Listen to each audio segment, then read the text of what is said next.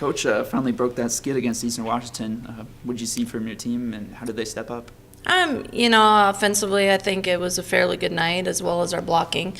We just have to keep working on our passing game, and I felt like, against Eastern, I thought we were able to make some things happen. And Eastern also struggled. They lost one of their setters to a concussion, so they weren't the same team as when we played them the first time. So I think every team right now is changing a little bit with different personnel or trying different rotations. And I think even with teams coming in this week, we're going to see something different against Northern Colorado than we saw early on in the season, as well as North Dakota.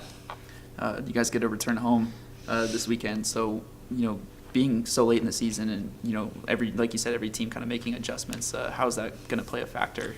I think we're going to have to play even more disciplined. I think we're going to have to amp our serving game up a little bit, see if we can get that going and create more opportunities on our side to either score or to get teams out of system. Northern Colorado, we know they're running their offense a little bit faster. That's one of the things that we've tended to struggle a little bit with. So we're really working on getting our eyes and just making commitment moves. Teams are serving aggressive late in the season and really trying to create some things. So hopefully, our passing game can step up and we can really solidify. If we can pass well and we can keep all of our offense intact, I think we're going to be pretty hard to stop. But we also have to be able to control that portion of our game as well as our error management. Being so late in the season, and I think only 4 Big Sky matches left, at what point do you kind of start shifting your attention towards the postseason? Not until you're there? Not until we're there.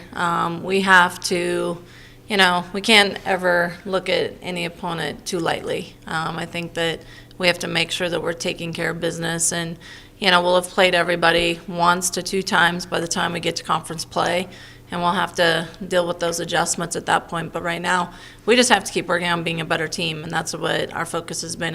We've kind of plateaued out for a few weeks. Can we make another jump? And that's really what we've been trying to do, to push our team to really make some adjustments and to, make some gains as we push towards the end of our season.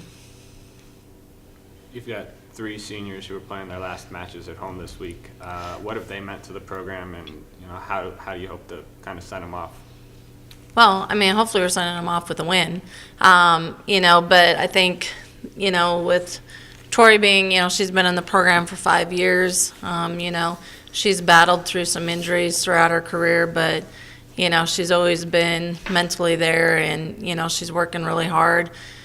And, she's super fast. She's, our M1. She can hit behind, and, she definitely does a lot for our team. She's a team leader, as well as, from her blocking standpoint, she's been doing an outstanding job with that. And she really keeps, I think, the team together. Clary transferred in a couple years ago as a DS from Blue Mountain Community College, and she's been able to help us out on the defensive game.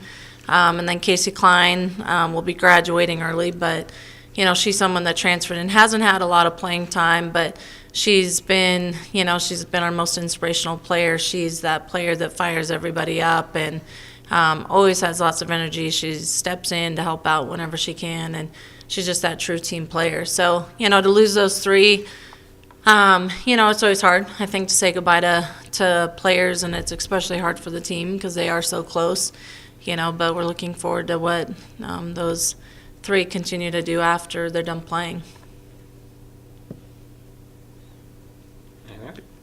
Thanks. All right, thanks.